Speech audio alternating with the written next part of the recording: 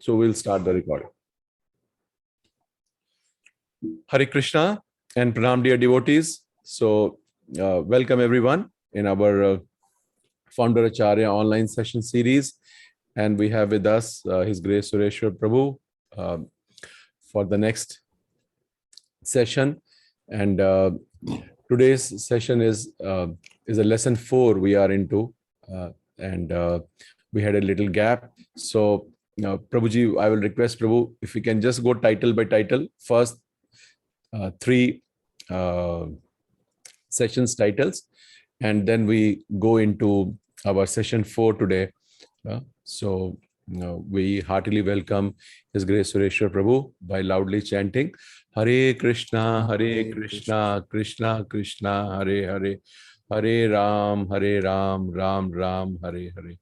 His Grace Suresvara Prabhu ki jai, Jagat Guru Srila Prabhupada ki jai, Founder Acharya Seminar ki jai.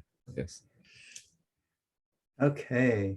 Thank you, Giriraj Prabhu. It's so good to be back with you after such a long time.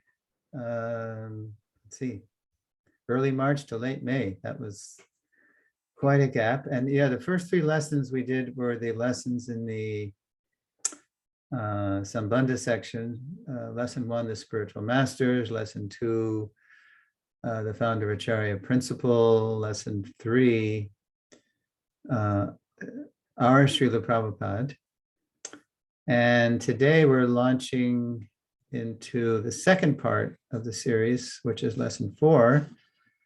The Abhideya section is where we deepen our commitment to Prabhupada's mission. So the first lesson in this section is called his mission's roots. Okay. All right. So from the beginning, and as you remember, I have a script that I read from and I pretty much stick to. Sometimes I stray and I add a little more. And then we'll have a Q&A. So listen closely and here we go. So from the beginning, signs of Abhay Charan De's divine destiny had appeared. His birth by the Ganges on Nandotsava, the celebration of Lord Krishna's advent. His childhood devotion to deity worship, especially Ratha Yatra, Lord Krishna's chariot parade. His pure devotee father's constant prayer that his son become a great preacher. And his stars and palm affirming that at the age of 70, he would cross the ocean, become a powerful spiritual leader, and open 108 temples. This is Srila Prabhupada speaking, quote, "One astrologer, sometimes he read my hand. He said in Hindi, Hukum chalbe, your hand speaks that your order will be executed." By his own account, in 1922, when Srila Prabhupada and a friend first met Srila Bhaktisiddhanta Saraswati, he was, quote, Gandhi's devotee, dressed in the white khadi of an Indian nationalist and boycotting all things British. So he was surprised by Srila Bhaktisiddhanta's first words to them, quote, "You are educated young men. Why don't you preach Lord Chaitanya Mahaprabhu's message throughout the whole world?" Unquote. And of course, we have that quote because Prabhupada told us that's what Srila Bhaktisiddhanta said. And so it must be practically verbatim because it made such a huge impression on Srila Prabhupada, that first meeting. Impressed by Srila Bhaktisiddhanta's bold conviction, Abhay nonetheless felt compelled to test him. Who will hear your Chaitanya's message? We are a dependent country. First, India must become independent. How can we spread Indian culture if we are under British rule? Unquote. Srila Bhaktisiddhanta replied that Krishna consciousness, the original pure consciousness of every living being was too urgent to wait for a change in politics. Misidentifying with matter, suffering humanity was forever pursuing freedom through temporary, earth-bound movements, including Gandhi's. But reconnecting everyone to Krishna, the Supreme Personality of Godhead, and our dearmost friend, constituted the highest welfare work. Struck by this masterful reply, Abhai's allegiance flew straight from Gandhi to Srila Bhaktisiddhanta, whose mission would soon reignite Lord Chaitanya's divine movement throughout India. Quote, I accepted him immediately, unquote, Prabhupada later recalled. Quote, not officially, but in my heart, unquote. Already a husband, father, and office manager at a Calcutta pharmaceutical company, Abhai decided to start his own pharmacy, expand the business, and also contribute to Srila Bhaktisiddhanta's mission. So in 1923, he moved his family to Allahabad and started Prayag Pharmacy, which soon flourished under his diligent management. His sense of mission would also flourish as he studied the writings of Srila Bhaktisiddhanta and his Gaudiya predecessors, the disciplic lineage from Lord Chaitanya. Now we move into initiation.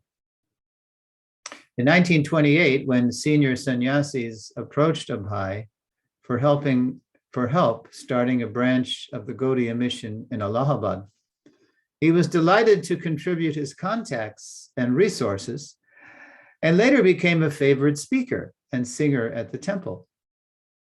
By 1932, it had been 10 years since Abhai met the saintly person he revered as his spiritual master. That autumn, when he heard that Srila Bhaktisiddhanta was leading a massive parikrama around Vrindavan, the sacred place of Krishna's early pastimes, he briefly broke free from his business to join the pilgrims. Soon after he arrived at Kosi, the devotees were given the chance of visiting the nearby Sheshashayi Vishnu deity, or staying to hear Srila Bhaktisiddhanta give his final talk before leaving the party. Srila Prabhupada, quote, at that time, I think only 10 or 12 men remained, and I thought it wise. What can I see at this Sheshashayi? Let me hear what Srila Bhaktisiddhanta Saraswati will speak. Let me hear, unquote. In 1933, while Srila Bhaktisiddhanta was visiting his mission's new branch at Allahabad, the local leader recommended Abhai for initiation. Yes, quote, yes, I shall initiate this boy, Srila Bhaktisiddhanta said. He is very nice. He hears me very patiently. He does not go away. And I was just hearing a recording this morning. Prabhupada was recalling that moment. And Prabhupada said, because I was serious about hearing, now I'm serious about preaching. If you're serious about hearing, Prabhupada said, then you can be serious about preaching. He does not go away, unquote. Although Abhai's wife chose not to attend the ceremony, a brother and sister were present as Srila Bhaktisiddhanta gave Abhai the name Abhai Charnaravinda Das, quote, the servant of one fearless at Lord Krishna's lotus feet, unquote. He also gave his capable disciple instructions to study deeply Srila Rupa Goswami's Bhakti Rasamrita Sindhu, which Prabhupada would later summarize as the nectar of devotion, the, quote, law book for devotional service. It always struck me that right at initiation, Srila Bhaktisiddhanta gave Prabhupada that special order to study Nectar of Devotion, or study Bhakti Rasamrita Sindhu, which Prabhupada, it must have made a deep impression on Srila Prabhupada, because in 69 and 70, Prabhupada stopped his Bhagavatam translation to give us Nectar of Devotion, to give his summary study of Nectar of Devotion. And he also, at that time, gave a summary study of the 10th canto, his Krishna book. He was in Los Angeles mainly doing that. But that impression was right at his initiation of how important that book was. And Prabhupada, he never knew how long he had with us, so he decided, okay, I better give them this, and I better give them, I don't know if I'll make it to the 10th canto, so I'm going to give them the whole 10th canto in summary form. Srila Prabhupada recalled, quote, from 1922, I got the impression of preaching Chaitanya Mahaprabhu's cult. That was the initiation by my Guru Maharaj. Then officially, I was initiated in 1933, unquote. Interesting how Prabhupada identifies that first meeting. When Srila Bhaktisiddhanta said, why don't you, you're educated young men, why don't you spread Krishna consciousness in English in the West? So Prabhupada said that was the real initiation, that order to preach. And then it was formalized, and Prabhupada says officially, in 1933. Over the next few years, Abai would meet Srila Bhaktisiddhanta perhaps a half dozen times. Yet the talks were intimate enough to raise eyebrows. Srila Prabhupada, quote, sometimes I would talk freely with him, and the godbrothers would become angry. They would say, fools rush in where angels fear to tread.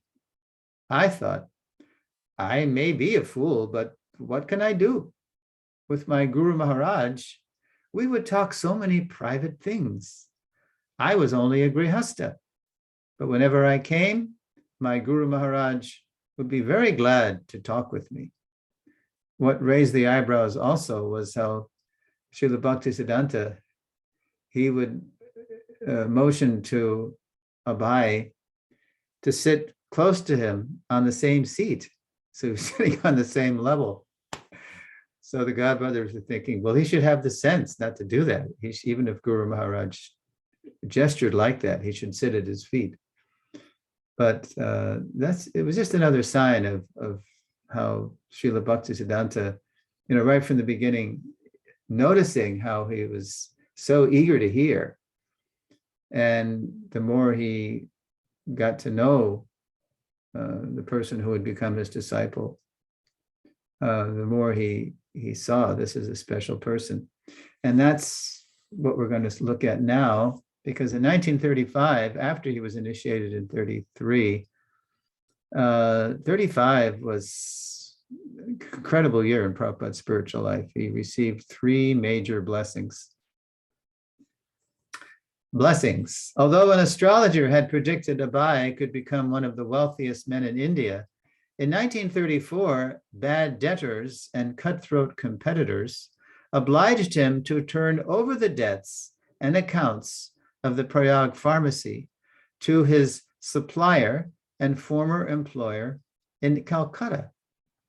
After arranging a small pharmaceutical works to support his family in Allahabad, Abai and a brother ventured to Bombay, seeking new sales and production opportunities.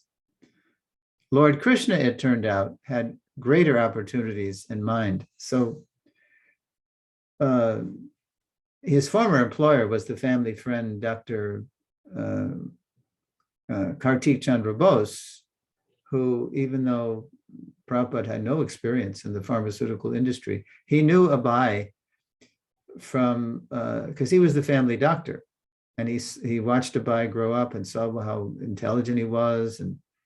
But when Prabhupada accepted his diploma from Scottish Churches College in the University of Calcutta system, he didn't accept the diploma.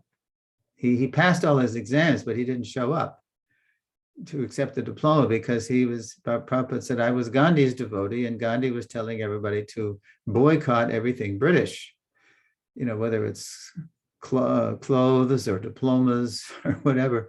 So Prabhupada, he actually didn't, as an act of protest, he didn't accept his diploma, and he wasn't working. So Kartik Chandra Bose noticed this, and he said, what is Abai doing?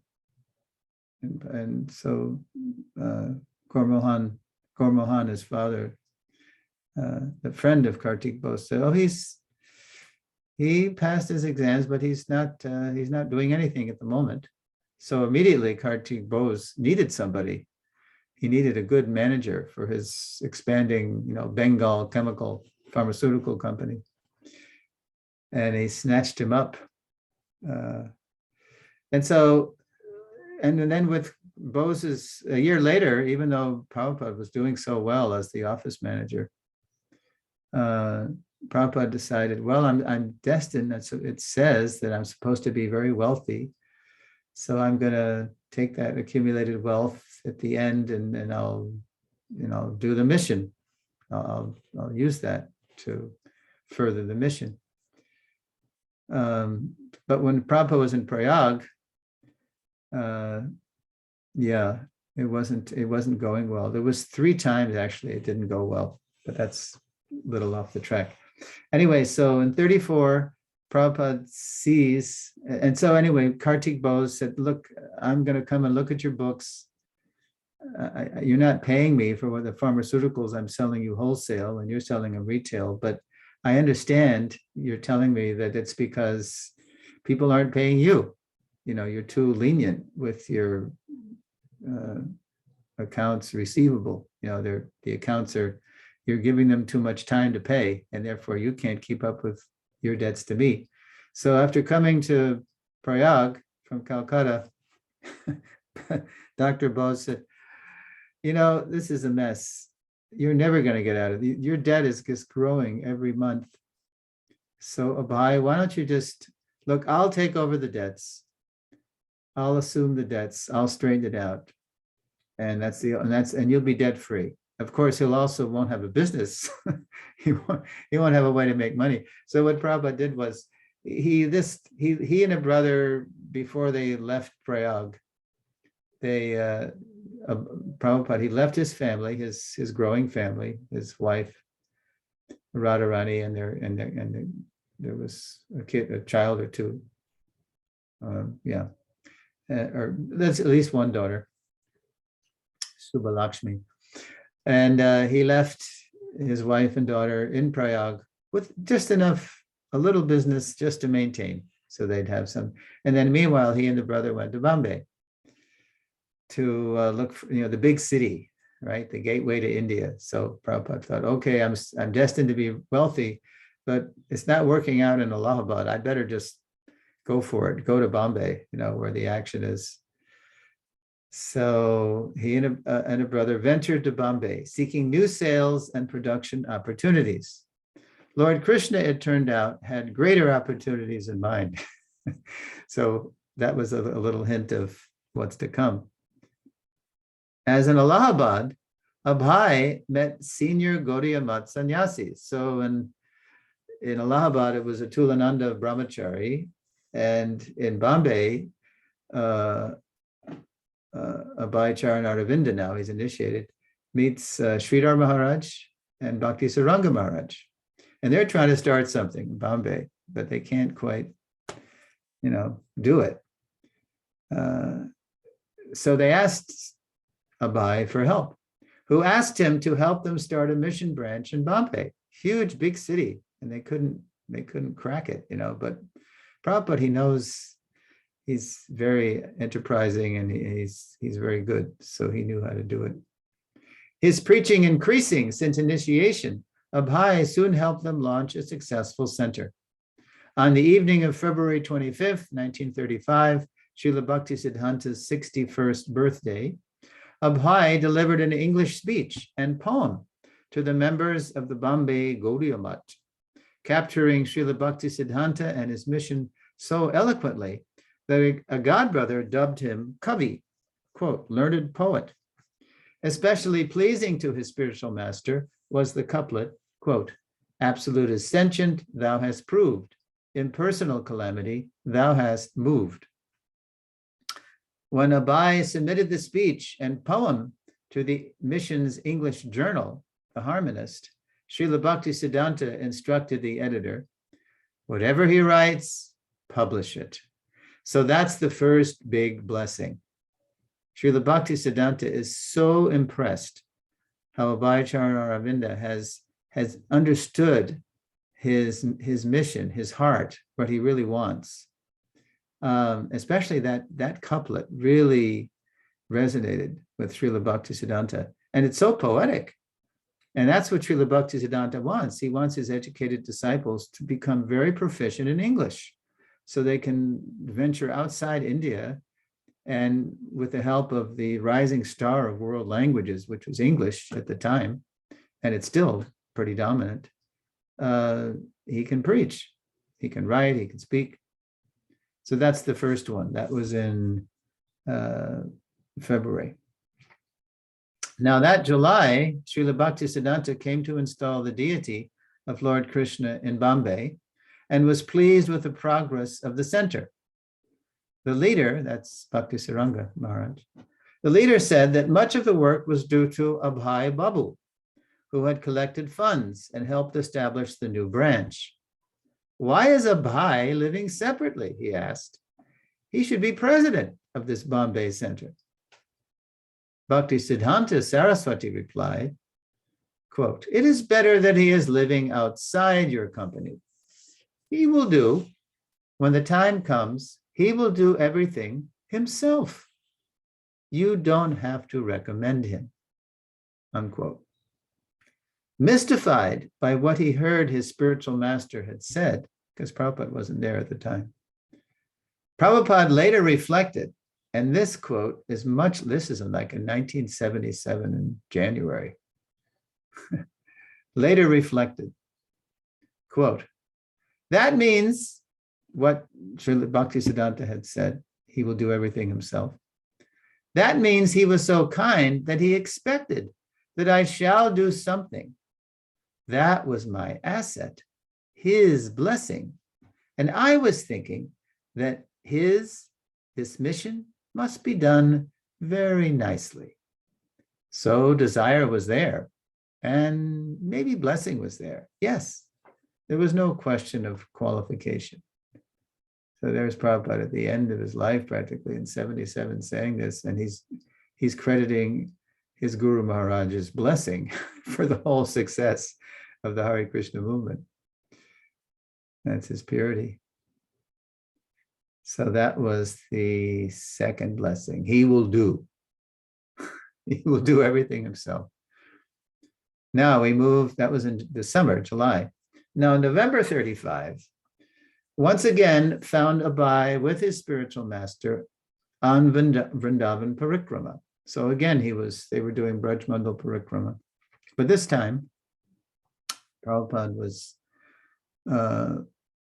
walking with him at Radhakund. You'll see the slide in a moment. This time at the most sacred place for Gaudiya Vaishnavas, Radhakund.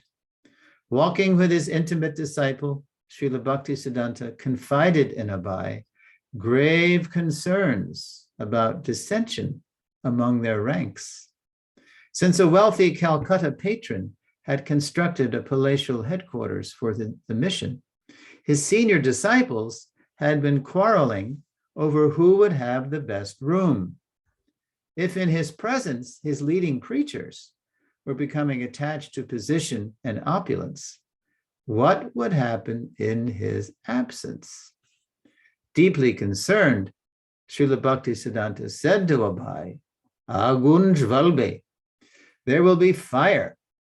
One day there would be fire in the Calcutta Gaudiya mission, and that fire of party interests would spread and destroy. Srila Bhaktisiddhanta then said directly to Abai, Amar cha chila kichu bai karana. I had a desire to print some books. if you ever get money, print books. Standing by Radhakund and beholding his spiritual master, Abhay felt the words deeply enter his own life. If you ever get money, print books. Now there it is. That's why Prabhupada was always focused on that. Sometimes he would say to us, practically, I am whipping you. Distribute book, distribute book, distribute book. That's the origin of Prabhupada's focus on book distribution. That poignant, heavy, grave, historic moment in Radhakund in November 1935. If you ever get money, print books. That grave blessing highlighted a grave reality in Abhay's life.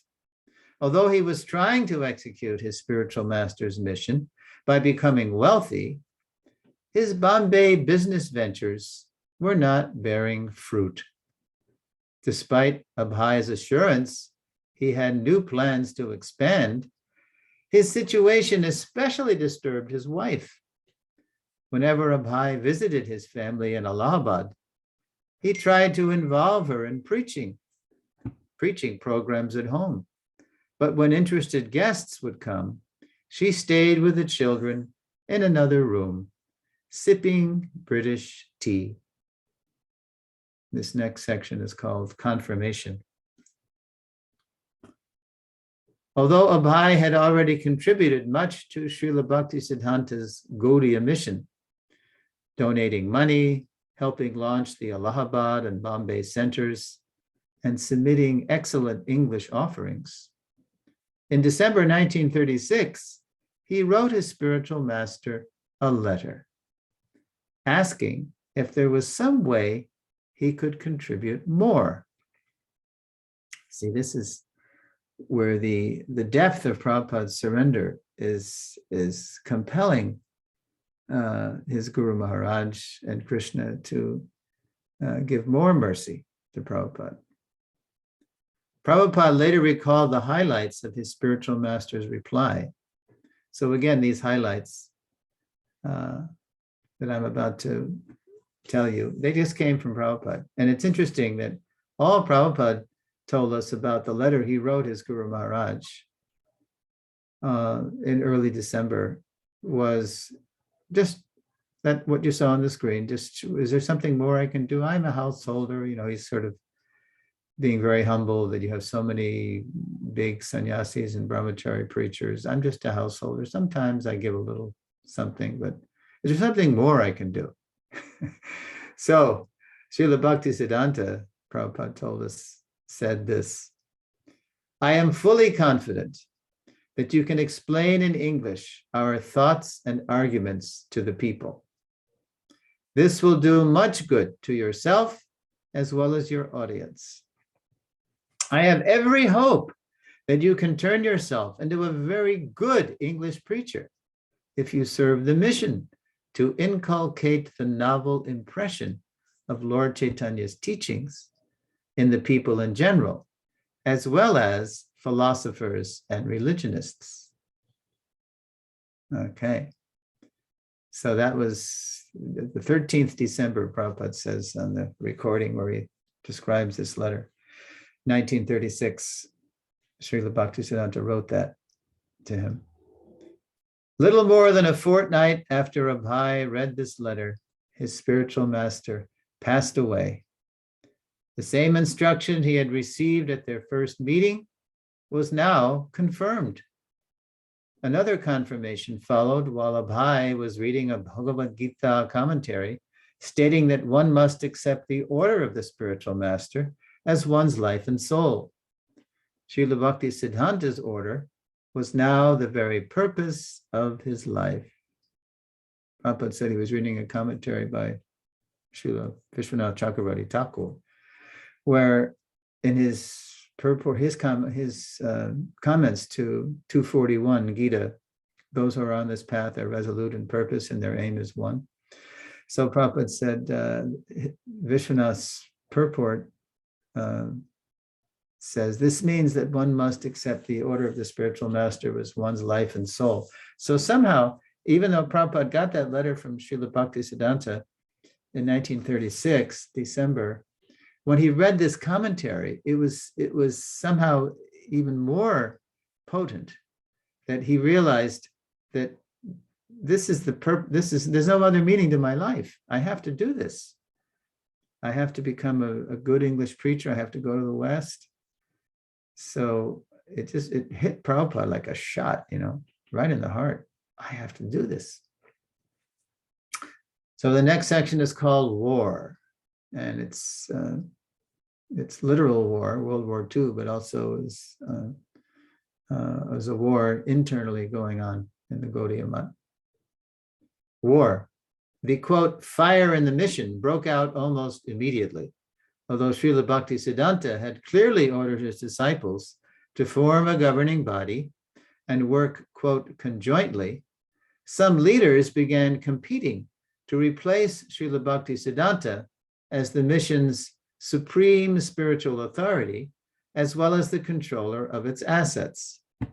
The fighting ended up in the courts, but because none of the parties was authorized, the unified Gaudiya mission Srila Bhaktisiddhanta had led throughout India and beyond fragmented into isolated temples. Quote, living outside, Abhay felt inspired and protected by the order Srila Bhaktisiddhanta had given him. Yet the implosion of the Gaudiya mission was heartbreaking. In 1938, he dropped his Bombay ventures and moved his family back to Calcutta. To maintain, he began to produce pharmaceuticals in the front room of his flat. Prabhupada hung out a sign that said, Abhay Charan Day and Sons, although nobody was really helping him. Nobody was interested in helping Dad with the family business. Deepening his study of his spiritual master's books, he spoke Krishna conscious philosophy to whoever would listen, determined to somehow carry on Lord Chaitanya's movement. In 1939, Abhay wrote an introduction to the Bhagavad Gita, indicating his intention to translate and comment on the entire text. Impressed by Abhay's writing and preaching, two sannyasi godbrothers gave him the title Bhaktivedanta, quote, one who knows the end of knowledge, devotion to Krishna. That was actually, again, Bhakti Saranga and Sridhar Maharaj. Gaudiya Math as a unified mission was now over, but they used to come to Calcutta and give him this good association and take his association too. They were impressed. And they gave him the title Kavi when they read his introduction to the Gita, which was kind of like the first draft of what we read as the introduction to Prabhupada's Gita as it is. When World War II broke out that year, England drafted India into the war effort. In Calcutta, Abhay would endure bombs and man-made food shortages as he and a few close godbrothers, survivors of the Gaudiya mission's disunion, continued to study, write, and preach the remedy for all suffering, Krishna consciousness. In 1944, on Srila Bhaktisiddhanta's birthday anniversary, Abhay launched an English devotional journal, Back to Godhead, offering spiritual solutions to material life's endless problems. BTG saw print only twice that year, owing to the Indian government's severe rationing of supplies, including paper. Abhay's messages were scarcely noticed, much less valued. Even less so at home. After the war ended in 1945, Abhay saw a good opportunity to expand his pharmaceutical operation in Lucknow, 600 miles northwest of Calcutta. With enough profit potential to expand BTG and better situate his family, Abhay made a big capital investment. But when he called the family's best servant to come help him, the family wouldn't let him go. Indifferent to Abhay's preaching ambitions, or even an opportunity to improve their own living standard. The family he was supporting was now becoming a useless burden. Around this time, Srila Bhaktisiddhanta began appearing to Abhay in dreams, asking him to enter the renounced stage of life and preach full time. Yet he felt unprepared to live as simply as his renunciant godbrothers. So Prabhupada would later recall those dreams, quote, horrified him. Uncooperative though his family was, he dutifully continued to maintain them while looking for opportunities to advance his mission. And now the last section is called The Spark. Although victorious in the war, Britain would soon lose India to Mahatma Gandhi's nationalist movement. The triumph of his former hero gave Abhay an idea. Of course, as Prabhupada told us, it was more Subhash Bose's organizing, an Indian army, nationalist army that really convinced the British, okay, we're done in India. We've been there 200 years. It's not working. It's more even than Gandhi's nonviolence, but both of them, Gandhi's charismatic leading and Bose's militant organizing against the British. So in July 1947, Abhay wrote Gandhi a letter. That's a month before that famous Freedom at Midnight, when it became official.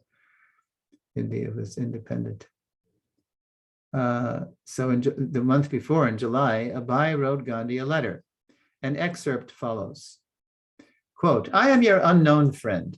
You should therefore take a note of warning from your insignificant friend, like me, that unless you retire timely from politics and engage yourself 100% in the preaching work of Bhagavad Gita, which is the real function of the Mahatmas, you shall have to meet with such inglorious deaths as Mussolini, Hitler, Tojo met with.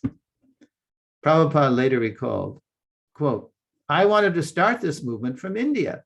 I even requested Mahatma Gandhi that Mahatmaji, you have got some respect all over the world, and you are known as a great student of Bhagavad Gita. Now you have got your Swaraj. The Britishers have gone away.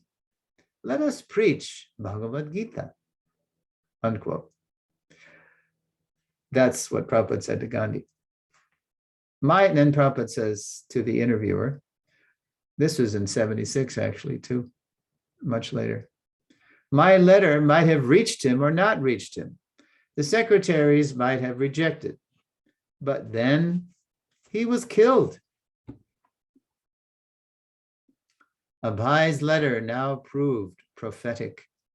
Although he had hoped to engage Gandhi to advance Lord Chaitanya's mission, Gandhi's demise would soon spark the articulation of his mission's plan. As Prabhupada later recalled, I had my plans and Krishna had his, unquote. Okay, Hare Krishna Prabhus. Now I'll be very happy to hear your questions and comments about the points in the lesson. Hare Krishna. Hare Krishna. So thank you so very much, Prabhuji. And devotees, if you have any questions and comments, please come forward. And Prabhuji, we had this break from April 1st, and before that, so we went to this one Ulta Danga road, Prabhuji. So it was so nice to be at the place, and the devotees have made it so beautiful. And just to be at the place, in my wildest imagination, desires, I never thought we will go to the place where Prabhupada met Bhaktisiddhanta Saraswati Thakur. And we felt so much potency in that place, just to be there. And they shared, I think, Bhaktisiddhanta Saraswati Thakur, he celebrated, I think, his 13 or 12 Vyas Pujas in that building, Prabhuji. So it was, and we honored Prasadam on the roof. I couldn't believe that we are sitting, all of us, in that place. And also, Prabhuji, like you shared very wonderfully that how first instruction he got was to publish, whatever he writes, you publish, and then he will do, and then also that whenever you have money, print books, it wasn't even, if you think, it wasn't even an order. It was just a suggestion, whenever you have money, print book. But he took that, as his instruction, and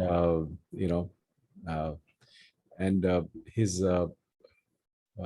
meetings with his Guru Maharaj were not so many, but see the result. When we see the result, we can see how.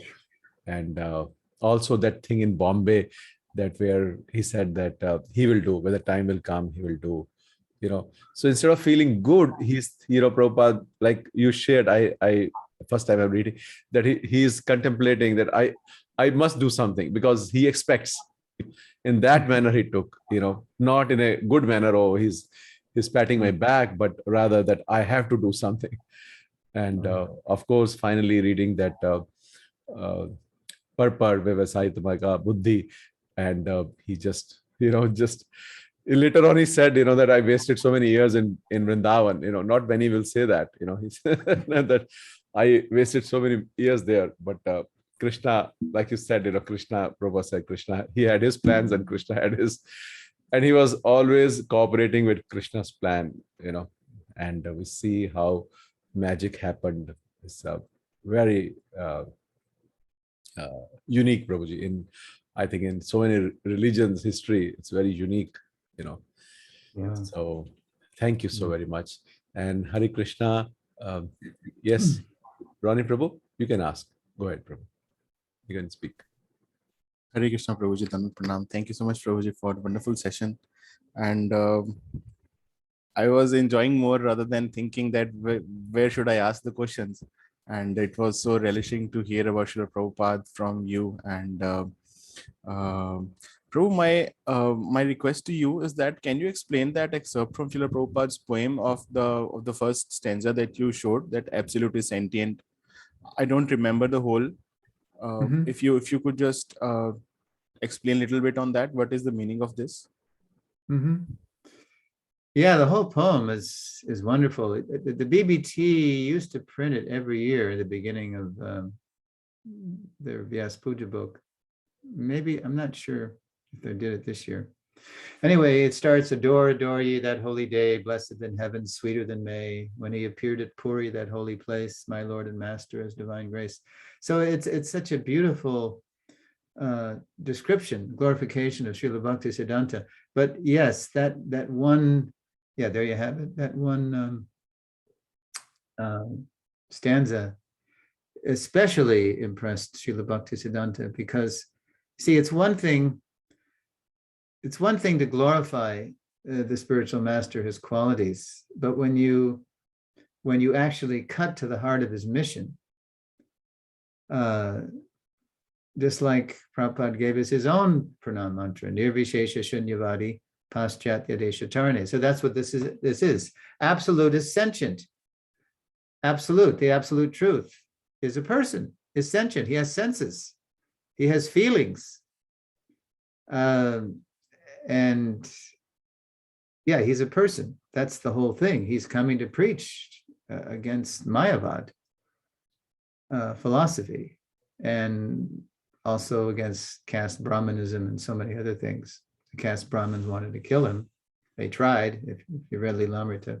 But so absolutely, thou hast proved. So Prabhupada, because of his deep study of his spiritual master's own writings, was convinced that he's completely smashed impersonalism.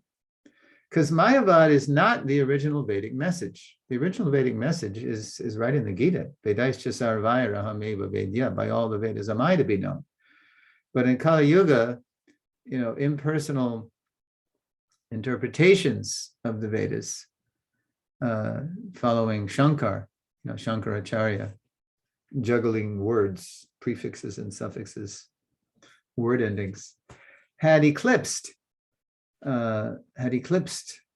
the original meaning. And of course, Ramanuja and Madhva came and they smashed it too. And then Lord Chaitanya gave the perfect Achintya Bheda Bheda Tattva.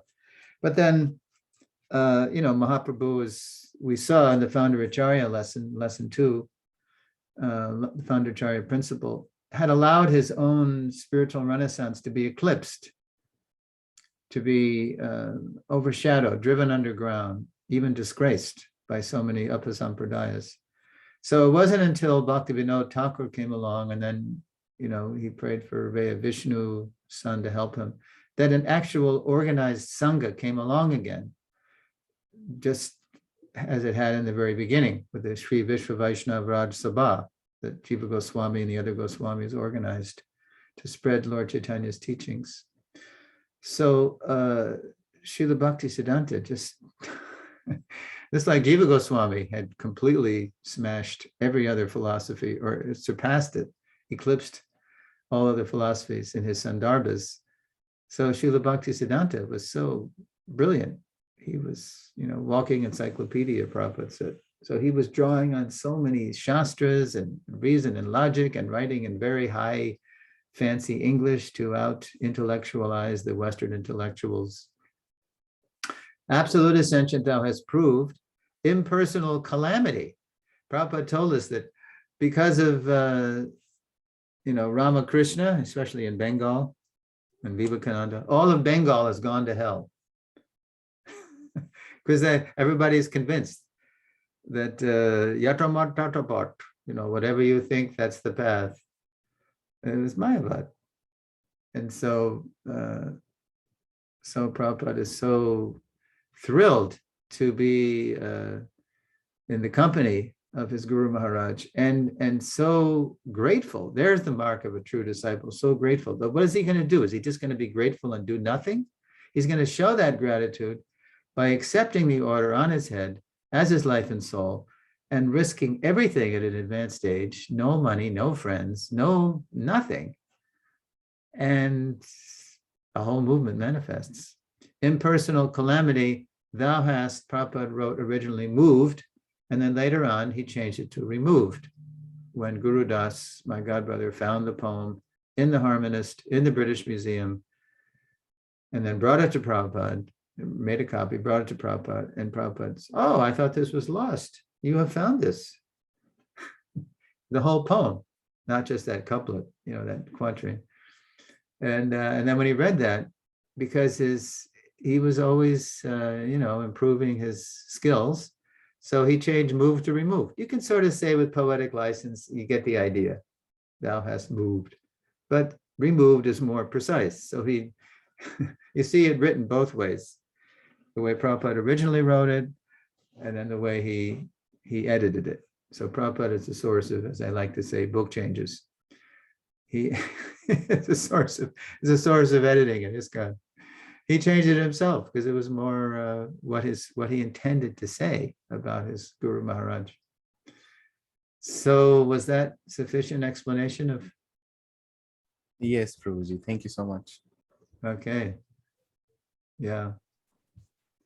And sometimes, Prabhuji, I also think like how Chaitanya Mahaprabhu, when he spoke that couplet, and when he comes to Rupa Goswami's, hut, and he takes that palm leaf, and then when he comes, he slaps him.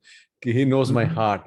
So many times I connect these two instances that I find that he figures out that that he understands his mood and mission, internal mood, he understands Prabhupada.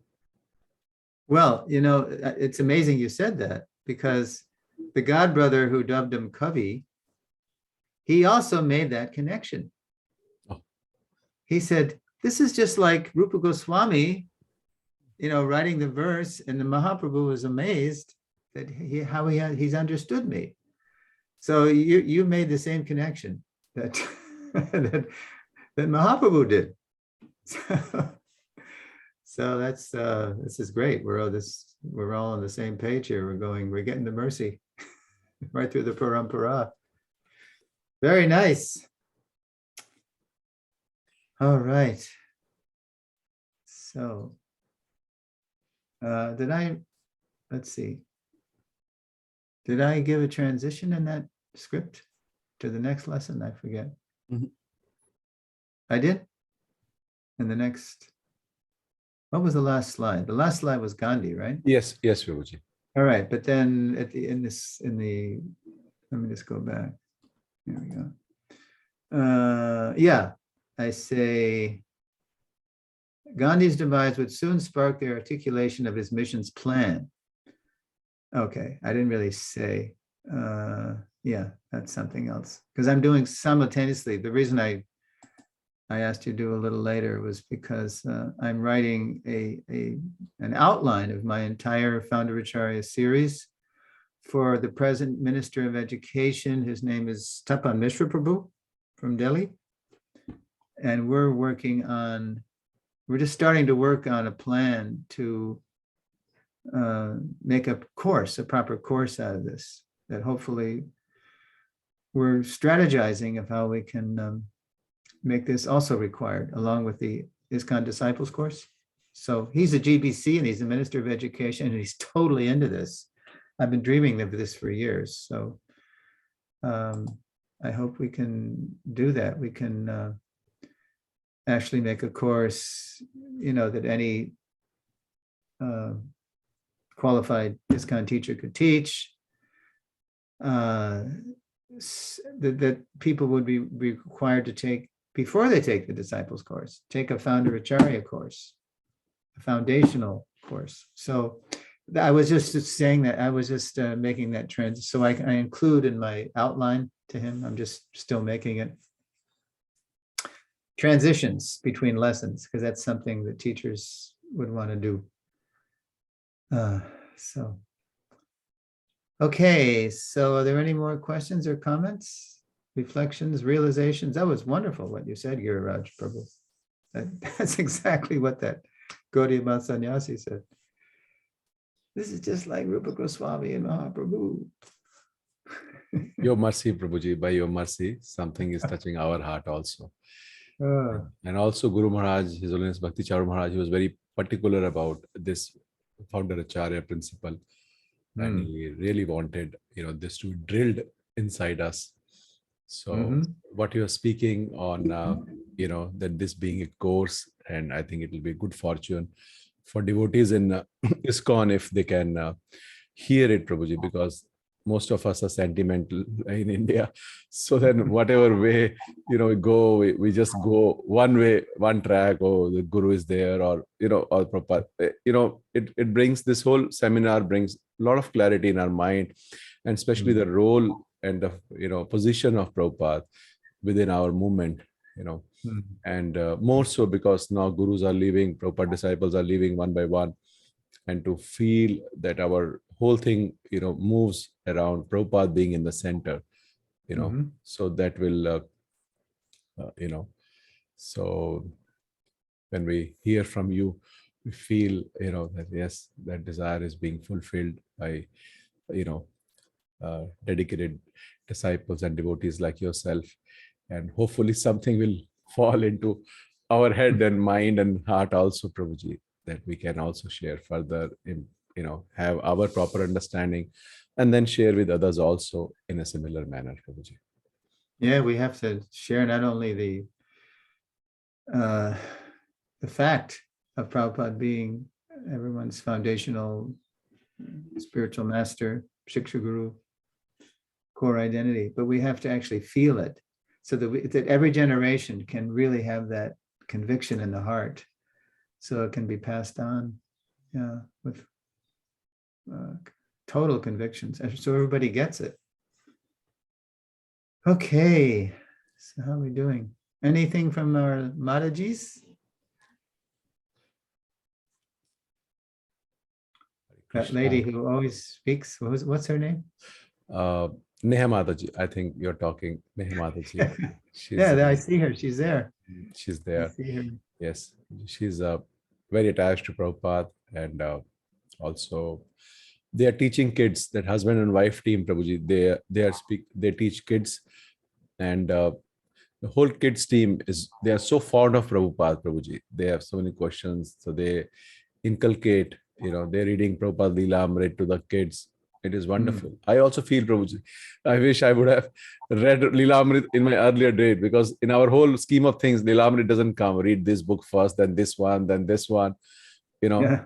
and as time passes by, we see the importance, especially, because our whole thing is based upon Abhiday, and that if we see Prabhupada's life, then we see how practical he was in everything, and how natural it came to him, nothing that he's scratching his head what to do, but everything, circumstances are changing in every circumstances, how he's, behaving, how he's acting in those challenging circumstances is so inspiring. So both Mohit Prabhu and Neha Mataji, actually their Sunday class, Prabhuji, starts at 9, the kids class. So exactly at 9, Okay. they have to log, because their kids class starts like this, Prabhuji. Okay, so that's right now. Yes, Prabhuji. So that's why, Okay. they are not responding, because their kids class have started. Good. I'm very hopeful about the future now. Yes. Okay, I guess we're. Yes, Prabhuji. I just wanted to share, the whole lecture was very nice, and yes, there were lots of gems in the lecture. And the one thing that touched my heart is like how Prabhupada got a very close association with Srila Bhakti Siddhanta Saraswati Thakur, and he also got like lots of opportunities as well, like to discuss things with his spiritual master, and his spiritual master also trusted Srila Prabhupada in such a way that their relationship had lots of intimacy as well. So that's the thing which touched my heart. Yeah, and they were intimate, but only a few times. Prabhupada told us 5 or 6 times, but they were so powerful that what sustained Prabhupada after those times was being absorbed in his words, his Vani. That's how he lives forever, by his divine instructions. So when we're totally steeped in the instructions and following the instructions, then those face-to-face times, they have even more meaning. They don't just become sentimental memories of when I was physically near Guru Maharaj, but they become impetuses to actually fulfill Prabhupada's mission. Yeah. So thank you for that. Yeah. Thank you, Prabhuji. That's so true. Okay. So yeah, next time, since I didn't give the transition into the next Abhideya lesson will be, it's called his ISKCON branch. How you'll see that after Gandhi was assassinated, I gave a hint when I was speaking, Prabhupada was trying to engage Gandhi in Gandhi's lifetime, because everyone knew Gandhi, but no one knew Prabhupada. No one knew Abhay Charan Dey. And Gandhi, he was saying that his book of inspiration was Gita, but Prabhupada knew he didn't really know Gita as it is. So he was begging him, look, you and I will meet for a month, and you will really deeply understand the Gita. And Prabhupada couldn't resist saying, that's the real Mahatma. You'll be a real Mahatma, not just by sentiment, people calling him Mahatma Gandhi. But then Gandhi was shot, and then you'll see in the next lesson how that cataclysmic event it actually triggered Prabhupada's the first face, if you will, the first face of Prabhupada's movement, and then another face and another face. Prabhupada was always, thinking how this can, like he said in that quote I gave, this must be done so nicely. So Prabhupada was in India. He wanted to start it from India. but nobody listened. So you'll see it's called his ISKCON branch, and how Prabhupada he revealed once it had gelled completely in his consciousness how to do it, then how he revealed the movement. He revealed Krishna consciousness in phases. In phases, you'll see a very, very interesting how in each phase he was actually doing what Gandhi did. You'll see how just the way Gandhi introduced his nationalist movement in phases. At first, the British didn't take it seriously, but then Gandhi more and more was inspiring people. So similarly, Prabhupada introduced his movement in phases, and at every step, will see as he introduced each phase of the Hare Krishna movement, you'll see precedents for those stages in Gandhi's movement. It's fascinating. Gandhi made a big impression on Srila Prabhupada, and he became world famous. So Prabhupada wanted Krishna to become world famous. So you'll see in the next lesson, his ISKCON branch, how Prabhupada revealed Krishna consciousness in phases. Okay, so we'll figure out when in June we're going to do that later. And in the meantime, I guess, Giraraj Prabhu, these are being recorded, but I think I did tell you not to send me the recordings until the end, right? I believe, yeah, because we're going to re-record lesson 1 because we're going to do it over with slides. That's true. Okay. Yes. All right. Thank you very much. Hare Krishna. Loving Thank you. you so very much, Prabhuji. It is so wonderful to hear about Prabhupada and, and to get these subtle points you are sharing with us. So we are very, very grateful to you. And all of us, we heartily pray that this particular seminar comes into ISKCON and a course, and all the devotees and followers of, in ISKCON can relish and can understand the position of Prabhupada. So we are very, very grateful to you for these special sessions for our little Sangha. So we heartily thank Prabhuji by loudly chanting Hare Krishna, Krishna Krishna, Hare Hare, Hare Ram, Ram Ram, Hare Hare. His Grace Suresvara Prabhu ki jai, Jagat Guru Srila Prabhupada ki jai. Jai. Gaur Premanandi. Hare Hare Bol. See you next month. Yes. Hare Krishna. Hare Krishna. Hare Krishna.